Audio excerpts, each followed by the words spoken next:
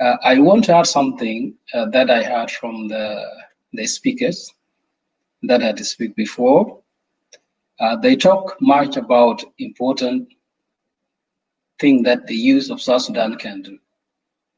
You know, the world is worried about the situation of the youth everywhere, at the international levels, and even in our regions, Africa levels. And when you come back to see at the context of South Sudan, we are the more people that need help. They need to have ideas for the future. And I can take this opportunity to really give thanks to Dr. De Kunt that talked before and Fitris, because I had some before, they talk about the fees. Whenever people are trying to have ideas, are trying to improve any situation that they are, first they need to have agenda that they have to pursue. Yes, we know that in South Sudan, there is a need for peace. And this is what youth need, not only politicians, not only everyone, but youth. Because we are the youth that are fighting even the war that is going on now. And we are the youth that are facing everything that has been forced to do bad things. Our sister Nyajoka just mentioned some points about the early marriage. These are the youth that fell victims.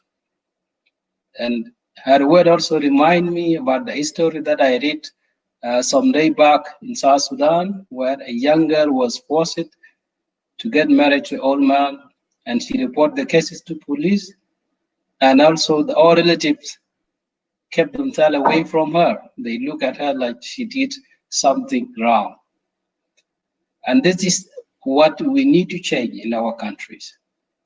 Whenever I am in a better level today, we need to think on what is good for youth. Many people have been experiencing problems that has been keeping youth back.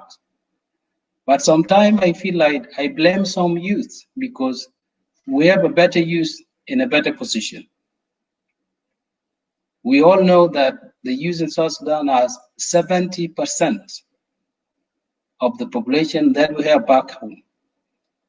But not all of them in the better position.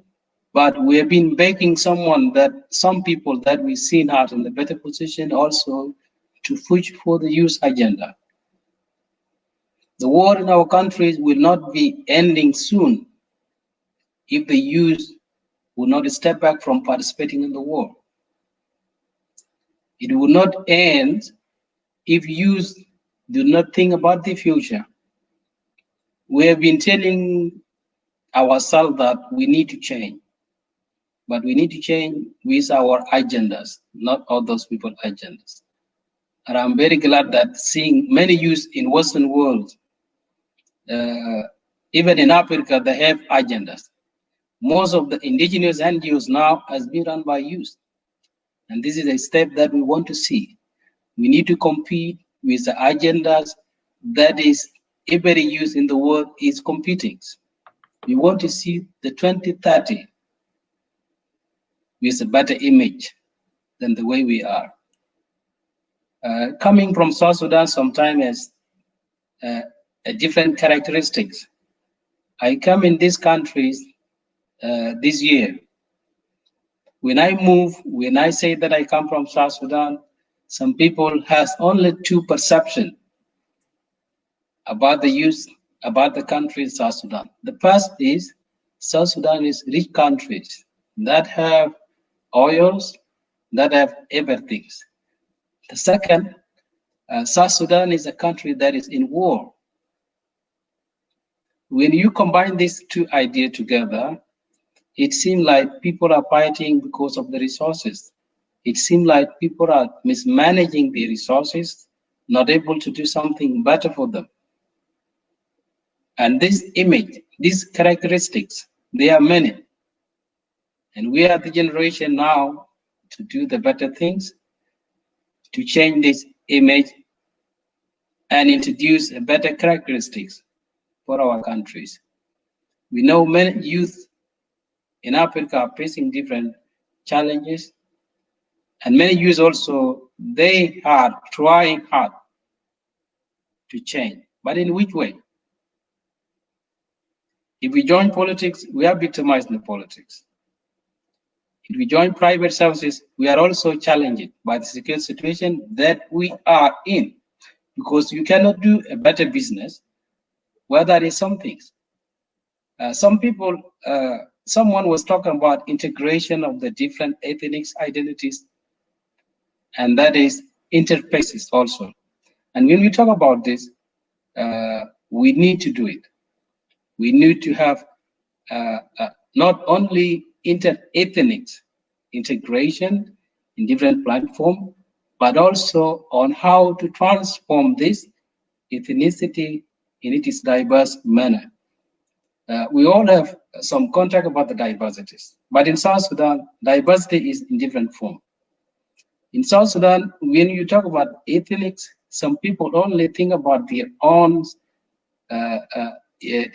culture or something like that. They do not know that is another way that you can use this in a diversity way that benefit all the countries. Let's say, if there are some people who have a peaceful characteristic, or some people in the entities that has been developing some positive perspective for the surrounding environment and the communities, why not adapting that lifestyle?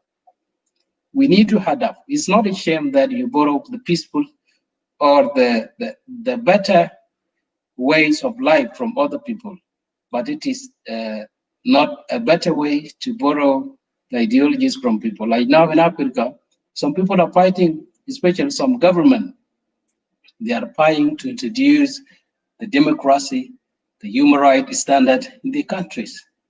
You can see them, they are better today, but tomorrow you will surprise. They really acted in the way that we don't expect. Let me go to example, Ethiopia. Recently, they have conflicts right now still.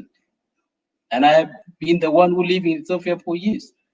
I know the good thing, the democracy, that the government is nursing its diversities. I attend even one of the national and ethnic people's days in Ethiopia that bring all ethnicity together.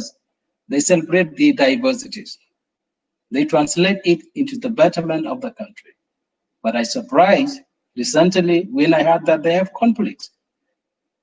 This is the way that we want to involve youth, because the youth, they are the fighting. There is no 50 years old people in the government who are not fighting. No, they are the youth. The bodyguards are the youth.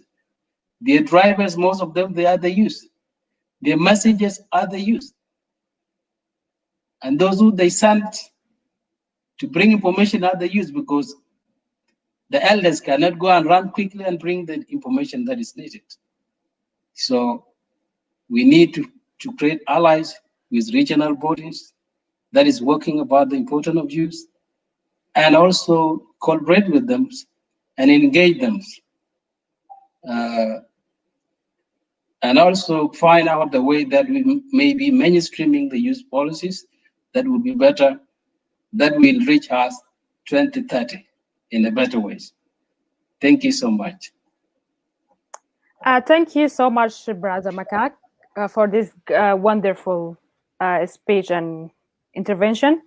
So now I think we are almost going to close our panel discussion for today, and we have a great also comment from the audience and people who are watching us.